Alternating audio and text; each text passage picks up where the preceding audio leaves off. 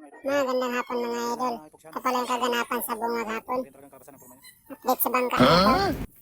Na-repair natin. Ngayon mga idol, ito yung forma niya mga idol. Wala pa yung epoxy. Tatanggalin pa natin yung plywood na dinikit natin bago lagyan na epoxy. Babalik natin. Abangan yung mga idol pagkatapos ito mga idol kung anong forma.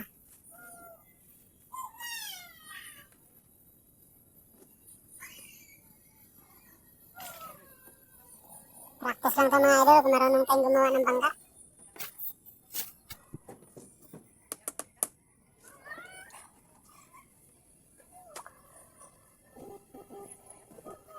Nabili ko pala ito mga idol, si Kanhan lang.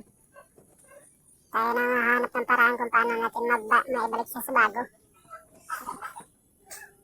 Yan. Tanggalin na natin. Ilagyan natin ng epoxy.